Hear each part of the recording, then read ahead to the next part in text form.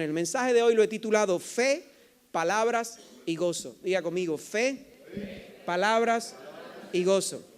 Y voy a hablarte y voy a contestar y voy a comenzar este mensaje con varias preguntas. Una, ¿cuánto tiene que ver nuestra fe y nuestras palabras con nuestro gozo? O sea, ¿cuánto tiene que ver tu fe, las cosas que tú dices, con que puedas estar contento y alegre en la vida? ¿Y cuántos no les gusta estar contento y alegre en la vida?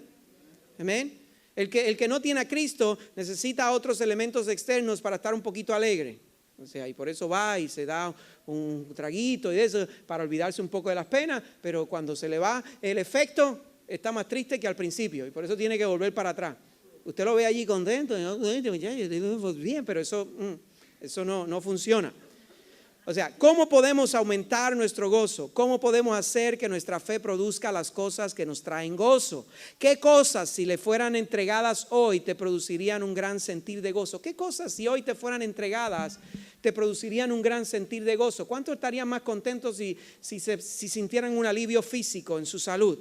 Sea honesto, levante la mano. ¿Cuántos necesitan un milagro en el área de salud? ¿Cuántos se sentirían un poco más contentos y aliviados si hoy alguien o algo sucediera que de repente aumentara tus finanzas? Amén, sea honesto, levante la mano. Amén, yo creo que hay gente que necesita un milagro financiero y algunos estarían brincando en una pierna. Amén. ¿Cuántos tal vez están creyendo por una casa, por una propiedad propia? Amén, y eso les llenaría de gozo. ¿Cuántos están creyendo por un carro para poder cambiar el Ñangara GT? ¿Cuántos? Amén. En estos días estaba hablando con unos colombianos. ¿Quiénes son colombianos aquí? El Ñangara GT es lo que allá le llaman el transportation. Él me decía, no, porque el transportation, eso es lo que significa como un carrito cayéndose en canto, viejito. Y yo, bueno, en mi país le llaman el Ñangara GT. O la solución a un problema familiar. ¿Cuántos tal vez necesitan una intervención, sea un familiar, no necesariamente alguien que vive en su casa, pero usted necesita un milagro? Amén. Ahora, ¿cuántos de esas cosas que necesitan realmente para que haya un cambio tiene que suceder un milagro? Usted sabe que si es de salud, el médico no ha dicho que hay una salida. Si es económico, usted ha hecho la suma, la resta, no da, se necesita un milagro. ¿Cuántos necesitan un milagro hoy? Y la última pregunta, ¿cuántos, si supieran qué hacer para recibir el milagro, estarían dispuestos a hacerlos? ¿Amén? Yo estoy dispuesto a hacer lo que tenga que hacer para recibir el milagro que yo necesito. ¿Amén? Ok, estamos bien entonces. Usted necesita un milagro. Hay áreas que necesitan una intervención de Dios y me han dicho que están dispuestos a hacer lo que sea necesario. No se preocupe, yo no le voy a pedir nada que usted haga. Quiero enseñarle lo que la palabra dice que tenemos que hacer para producir un milagro. Y para esto vamos a Marcos capítulo 11, versos 12 al 14. Dice, al día siguiente, cuando salieron de Betania, Jesús tuvo hambre y viendo de lejos una higuera, entienda por una higuera un árbol que da una fruta, una higuera con hojas, fue a ver si quizá pudiera hallar algo en ella. Cuando llegó a ella, no encontró más que hojas porque no era tiempo de higos. Y Jesús, hablando a la higuera, le dijo, nunca jamás coma nadie fruto de ti. Y sus discípulos le estaban escuchando. Ok, quiero decirte algo muy importante para aquellos que están creyendo en un milagro. La manera de Dios hacer las cosas en nuestra vida no es como el mundo las hace. ¿Ok? Lo que quiere decir es que muchas veces estamos esperando que Dios haga algo en nuestra vida, pero estamos limitando a Dios de la manera en que Él puede hacerlo. ¿Okay? Y cuando vemos en la Biblia la manera en que Dios hace las cosas, en la mayoría de los casos Dios hace las cosas en la vida de sus hijos de manera que no hace ningún sentido al que no conoce a Dios. ¿Por qué te digo esto? Porque cuando nosotros venimos del mundo, no conocemos a Cristo, venimos con esta mentalidad natural y entonces nos cuesta creer que Dios haga algo loco para hacer el milagro que nosotros necesitamos. Y muchas veces nos cuesta hacer cosas que parecen locas al mundo humano cuando en realidad son simples y Dios nos ha dicho que las hagamos para ver el milagro. ¿Cuántos dicen amén? Te estoy enseñando. ¿Por qué? Porque hay veces que no vemos milagros en nuestra vida porque hay cosas que sencillamente nos parecen locas, nos parecen que no tienen sentido. Pero cuando estudias la Biblia, Dios hizo muchas cosas sin sentido, pero funcionaron. ¿Ven? ¿Cuántos saben aquella vez que escupió en el piso, hizo una mezclita allí, hizo como un facial y se lo puso a alguien? Qué bueno que él no vio todavía lo que era. Al final preguntó qué era, le dijeron Mary Kay. Mary Kay. ¿Qué te puso? Eso fue Mary Kay. ¿Y quién tenía Mary Kay? Pedro andaba con Mary Kay en la cartera. Pero en realidad no era Mary Kay. Era un salivón que él puso en el piso, en el lodo. ¿Quieren que se lo dramatice? Ok, pero entienden el principio, ¿no? Entienden el concepto. Jesús hizo cosas que no tenían sentido. O sea, había que pagar los taxes. Y Jesús le dijo a Pedro, vete, pesca un pescado. Cuando abra la boca, ahí está la moneda. Cosas sin sentido. 5 panes, 2 peces y 18,000 personas, incluyendo los... que se sienten que les vamos a dar comida. You what? Las cosas que Jesús hacía no tenían sentido, pero funcionaban. Y si tú estás necesitando un milagro, olvídate de que hagan sentido o no hagan sentido. Si Dios dijo que tú tienes que hacer algo para producir el milagro, I'm gonna do it. ¿Y por qué te doy esta introducción? Porque lo que te voy a explicar ahora y lo que vamos a ver de ahora en adelante no te va a hacer ningún sentido, pero funciona. Amén. Empezando por esto. O sea, Jesús llega a un árbol, el árbol no tiene fruto y entonces, ¿qué yo hubiera hecho si tuviéramos llegado a un árbol? Hubiera virado a los discípulos, mira pues, vamos más allá, vamos a otro lugar, aquí no hay nada, vamos de camino, paramos en Casabana y allí entonces a lo mejor conseguimos algo. No, pero Jesús hace algo que no tiene sentido.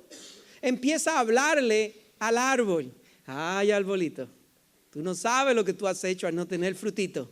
Y él empieza a hablarle al árbol.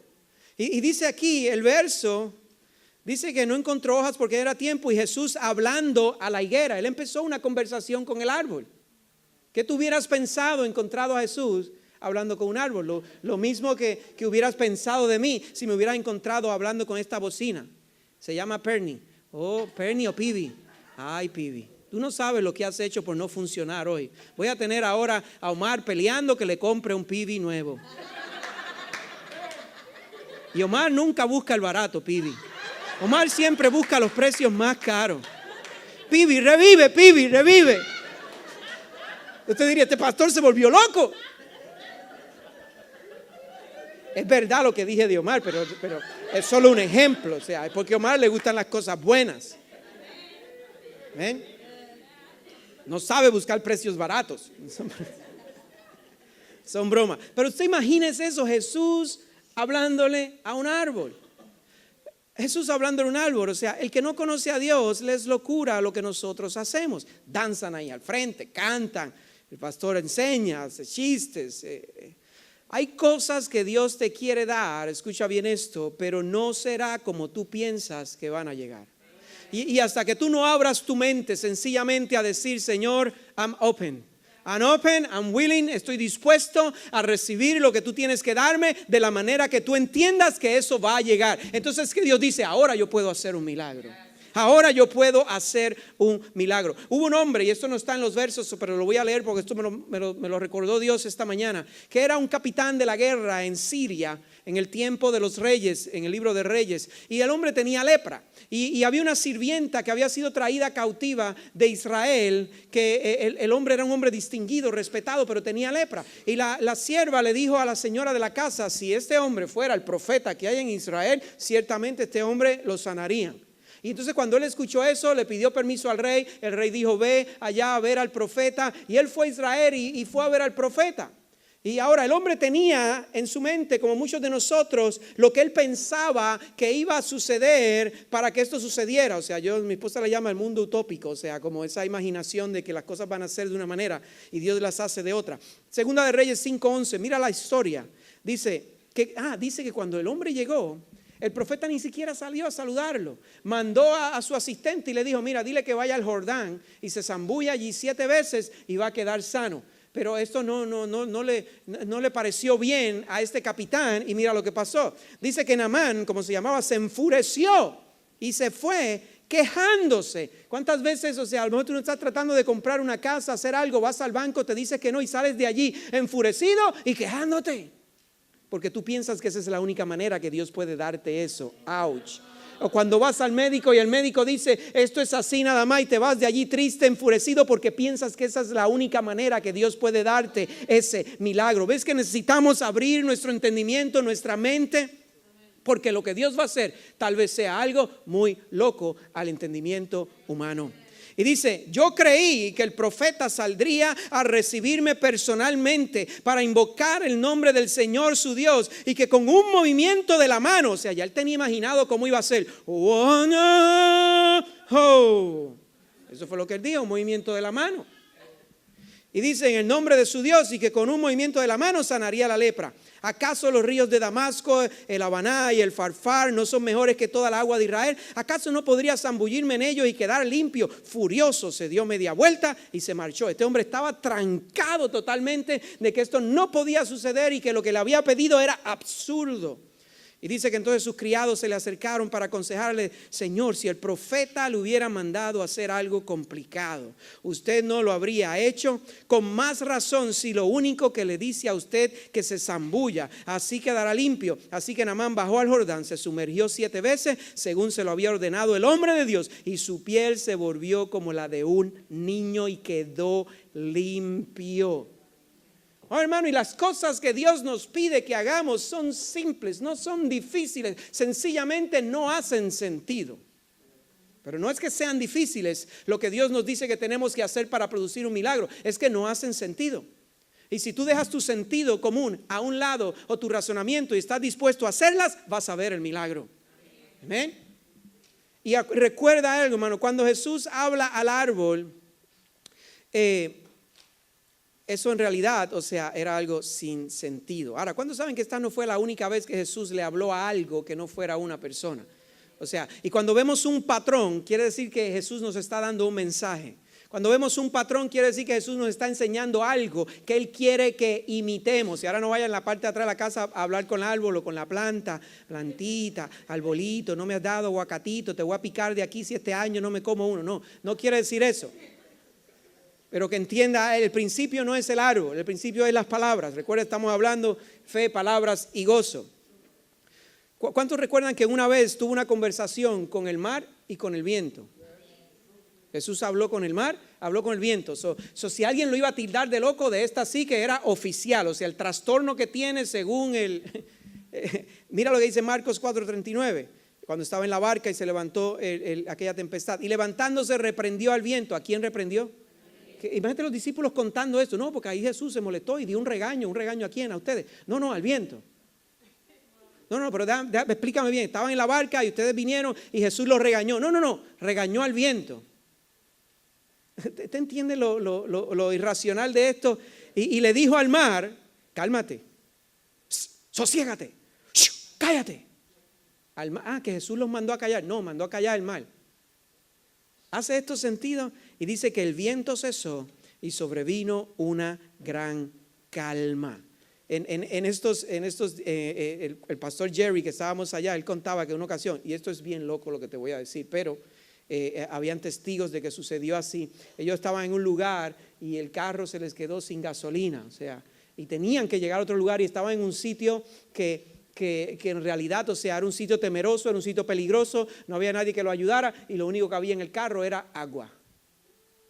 Y le echaron agua al tanque, le impusieron mano al carro, oraron por él, el carro prendió, lo llevó hasta donde estaban y después murió el carro y jamás funcionó. Pero lo llevó donde tenían que llegar. Cosas sin sentido, hermano, Dios hace.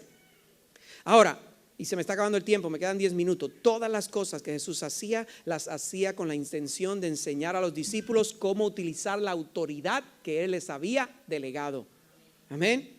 Y muchas veces, hermano, perdemos la oportunidad de ver cosas suceder sencillamente por no seguir el ejemplo de lo que Jesús hizo. Hermano, ¿y qué hizo Jesús y cómo hacía las cosas? Hermano, y la respuesta está con palabras. Diga conmigo, con palabras. Jesús nunca lo vimos levantando una piedra pesada, nunca lo vimos luchando físicamente con nadie. Todo lo que Jesús hizo, lo hizo ¿con qué? Con palabras. Y cuando vemos a Jesús hablándole a cosas, reprendiendo el viento, reprendiendo el mal, hablándole a aquel árbol, no era otra cosa que enseñándonos el poder que hay ¿dónde? en las palabras. Y muchas veces no vemos milagros porque no estamos usando nuestra fe a través de nuestras palabras de la manera indicada. Pero si hoy tú salieras de aquí sabiendo la arma poderosa que tienes en tus palabras, en Cristo Jesús, vas a ver si cosas cambiar en tu vida. Jesús sanaba con palabra, Jesús echaba demonios fuera con palabra, Jesús calmaba tempestad con palabra. Jesús utilizó sus palabras tanto para cambiar personas como para cambiar circunstancias. El mundo fue creado con palabras. Le habló a personas, pero también le habló a cosas, le habló al mar, le habló a árboles. Y en una ocasión, para sanar a la suegra de Pedro, regañó la fiebre que la suegra tenía. Dicen que eso fue lo que Pedro se acordó cuando Jesús, y por eso lo negó 3 veces, porque sanó a la suegra. Dijo, no te conozco, no lo conozco. Dice Lucas capítulo 4, verso 38, 39, dice que levantándose salió de la sinagoga y entró en la casa de Simón. Y la suegra de Simón se hallaba sufriendo con una fiebre muy alta y le rogaban por ella. E inclinándose sobre ella reprendió la fiebre. ¿A quién reprendió?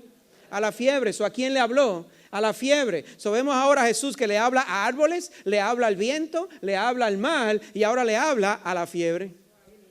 Y dice que la fiebre la dejó y al instante, diga conmigo, al instante. Hermano, las palabras pueden cambiar circunstancias al instante, porque activan leyes espirituales que van a operar a tu favor, pero que también pudieran operar a tu contra si activaras con palabras contrarias cosas en el mundo espiritual. Hermano, y te digo, no vemos cosas mayores suceder porque no estamos dando valor a nuestras palabras, cuando Jesús nos dejó muchísimos ejemplos del poder que hay en nuestras palabras. La mayoría de la gente habla de sus problemas, pero no le habla con autoridad a sus problemas. Hermano, hay que comenzar a hablarle a tus problemas. Pastor, porque me van a decir que estoy loco, pero no te acabo de explicar por los primeros 20 minutos que las cosas en el reino de Dios le van a parecer locas al que no entiende estas cosas, y que las cosas que Jesús hizo no tuvieron sentido, pero si las imitamos vamos a obtener el mismo resultado que Él obtuvo. El hablarle con autoridad a las cosas no es algo nuevo que Jesús trajo, sino ha sido la manera de Dios de operar desde el principio. Hermano, el milagro que tú necesitas está en tu fe puesta en acción con tus palabras. Lo voy a repetir, el milagro que tú necesitas está en tu fe puesta en acción con tus palabras. El que no logra entender que el milagro está en las palabras jamás entrará en la bendición o tierra deseada. Bueno, te voy a repetir eso. Si tú no logras entender que el milagro está en tus palabras, te vas a limitar muchas cosas en tu vida. Es más, y te digo esto, y esto es Biblia y te lo voy a mostrar. Moisés y Aarón no entraron a la tierra prometida porque no se atrevieron a hablar lo que Dios les dijo que hablara. ¿Y por qué no se atrevieron a hablar? ¿Y a qué Dios les pidió que hablara? Dios les dijo que le hablaran a una piedra. ¿Qué? Moisés, a quien Dios le dio las tablas y todo eso. Moisés, Dios le dijo, le vas a hablar a la piedra y la piedra va a echar agua cuando tú le hables. ¿Y qué hizo Moisés en vez de hablarle a la piedra? Lo que tú y yo hacemos, le entró a golpe. Y eso es símbolo de cuando entramos a golpes. Eso es fuerza humana. O sea, yo quiero que esto suceda, yo quiero las cosas de esta manera, yo estoy tratando háblale. Y Moisés no le habló a la piedra, y piedra es también símbolo de obstáculo, de montaña, de lo que se ha puesto en el medio de tu vida, de lo que está ahí. Y Dios te está diciendo, háblale esa montaña, háblale esa enfermedad, y como Dios reprendió la fiebre, repréndela. Mira lo que dice Éxodo 20, 7-8. Y el Señor le dijo a Moisés, toma la vara y reúne a la asamblea, y en presencia de esta y tu hermano le ordenarán a la roca que dé agua. ¿Qué le estaba diciendo Dios? Que le hablarán a la piedra. Piedra da agua. Eso era lo que Dios estaba diciendo. Así harán, y de ella brote agua, y darán de beber a la asamblea y a su ganado. La instrucción era simple. Háblale a la piedra. ¿No es simple esa instrucción? Hermano, nosotros nos complicamos la vida tratando de buscar soluciones a nuestros problemas de manera complicada, cuando Dios ha dicho, háblale y las cosas se van a ordenar y las cosas van a cambiar.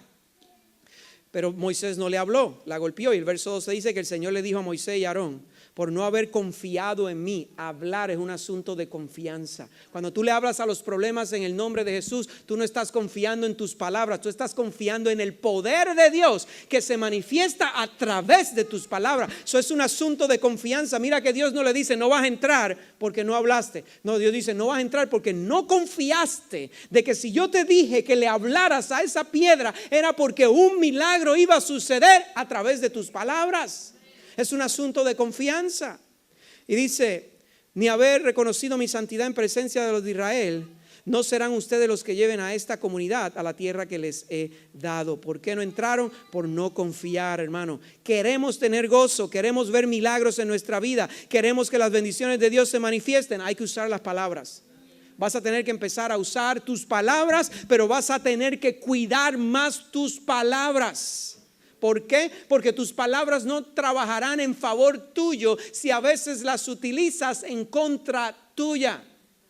¿Ven? Si sabes que tus palabras son poderosas en Cristo Jesús, entonces ten cuidado con lo que dices. Entonces ten cuidado con lo que hablas. Entonces ten cuidado de no quejarte. Ten cuidado de no hablar cosas en tu contra. Estoy fastidiado ahora con esta noticia. I'm screw. O sea, hay gente que a veces dice cosas que no sabe que activan cosas en el mundo espiritual en su contra. Si tú quieres ver tu boca operar en favor tuyo, cuida lo que dices. Dile que está a tu lado: cuida lo que dice. Dile: trátame bien. Háblame sweet. Dile: háblame sweet.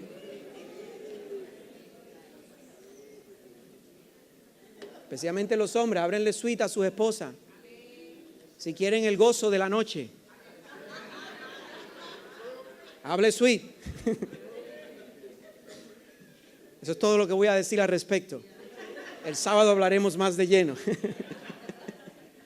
Una persona, hermano, ya estoy terminando, que declara la palabra de Dios, pero también habla mal de otros, critica, se queja, protesta, no puede producir nada con sus palabras, hermano.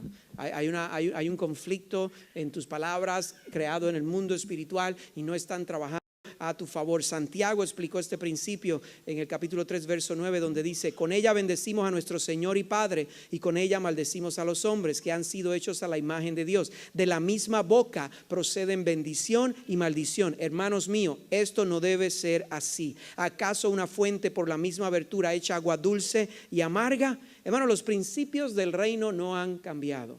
Los principios del reino siguen siendo los mismos. O sea, el reino, las bendiciones se obtienen a través de la fe, y la fe mezclada con palabras sigue siendo el puente entre el mundo espiritual y el mundo natural. O sea, tú necesitas que el mundo espiritual cause un milagro económico en tu vida donde naturalmente no hay salida. Tienes que usar tu fe, mezclarlas con palabras de fe, y eso va a crear un puente entre el mundo espiritual y el mundo natural, que va a hacer las cosas que parecen locas que vimos que sucedieron, que había una moneda en la boca del pez, que habían los panes y los peces se multiplicaron, que cosas sobrenaturales sucedieron, que el mar se calmó. Era fe. Jesús, acuérdate que Jesús actuó como hombre y no como Dios.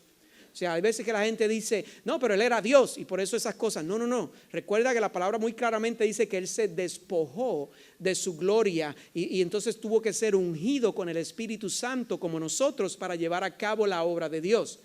Las cosas que Jesús hizo no las hizo como Dios, sino las hizo como hombre ungido por Dios. Y esto mismo él lo leyó en la sinagoga cuando leyó Isaías, que decía: por cuanto me ha ungido. O sea, ¿qué te quiero decir con esto? Que lo que Jesús hizo, tal y como él dijo, tú y yo podemos hacerlo también si hacemos lo que él hizo. Mezcló fe con palabras. Nunca dijo nada que afectara su fe ni sus palabras.